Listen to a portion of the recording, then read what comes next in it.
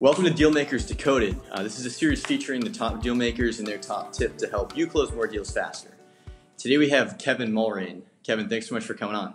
Yeah, awesome. Thanks for having me, man. It's great. So today Kevin's going to talk a little bit about the progression from BDR to AE to management and beyond as a VP of sales. But first off, Kevin, I'd love to get a quick background about yourself.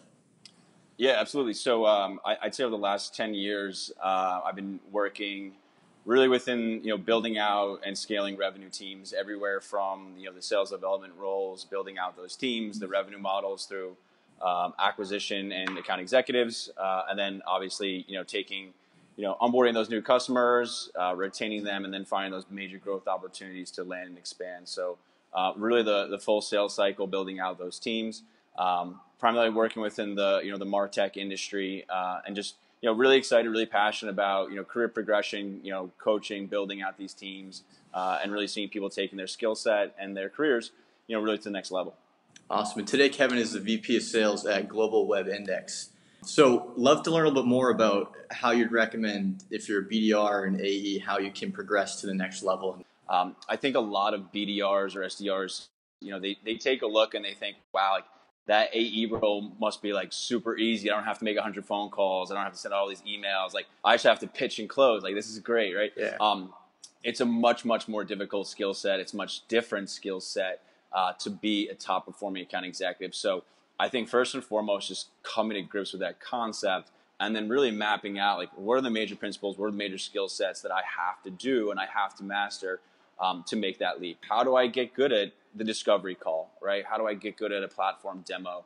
How do I close? Find some metrics that matter on the SDR front that we can really focus on that's going to help that transition, right? Or align those skill sets. So taking a look at, maybe the amount of demos you schedule to the amount that get qualified, right? And making sure that you have a super high percentage there.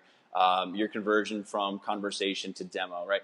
Really just trying to find some metrics that truly matter, and just understanding that concept is huge, and then kind of working backwards from there is a really big part of planning for that transition. Maybe even taking some small deals and trying to close them on their own, right? Like I think that's a really good it's a really good opportunity for the SDR to sort of walk in the AE shoes for a bit. You still have to focus on yourself, still have to focus on your performance and your numbers.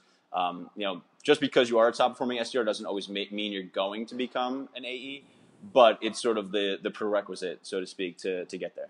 What is the one or two attributes you'd say the top SDRs who become top AEs have?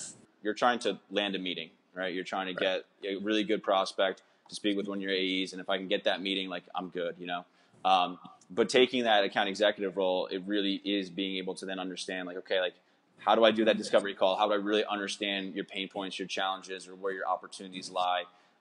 Learning about your business, right? It's really just taking those skill sets all to the next level. So, and then being able to plan for it, right?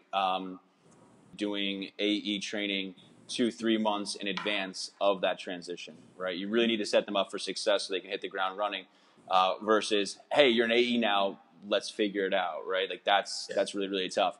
And as long as they have some support mechanisms in place, they're going to learn, they're going to get some bumps and bruises, but they're going to feel supported along the way, and they're really going to get the skill sets they need to become that AE one day.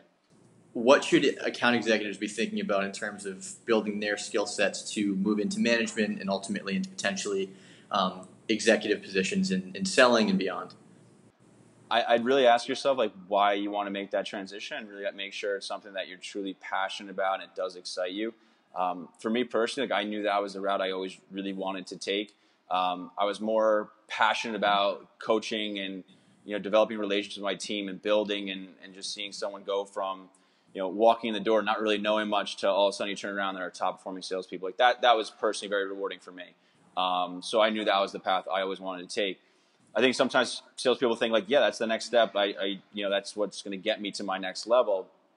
But in reality, they may not be passionate about that. They may truly love being that individual contributor, that sales rock star, that closer, that top performing person, or maybe, and there's nothing wrong with it, but they just don't have to worry about other people, right? Like they're like, it's up to me to perform, to make my commission, to make my performance. So I don't want to have to worry about you guys. Like I'm just going to do my thing, which is totally cool. So I think the most important thing first and foremost is just understanding really where you want to go and what you're most passionate about. Be around it, right? Like just start to shadow your VP of sales, start to shadow your sales manager, understand like how they're running their sales meetings, how they're planning their teams, like how they're hiring, they're interviewing. Just shadow, right? Really just start to observe all of it and give yourself some exposure to it to, like to ensure that it is what you want. Because they're two very, very different paths. And Right. It's about, I mean, at the end of the day, it's your career. It's about doing what you really enjoy doing day in and day out. I'm sure that there are top performing account executives who don't make great managers and vice versa. Yep. So is there anything that you'd recommend around that to think about? If you want to be the person to get all the recognition, all the credit, you're probably in the wrong line of work, right? You probably should be that individual contributor and really focusing on yourself. And so, I think that's like the biggest thing to figure out, like first and foremost. After that, it's really about like sales coaching tactics. And it's really being able to take the time when we don't really have a lot of time as sales leaders, right? But really taking the time to invest in coaching your sales team.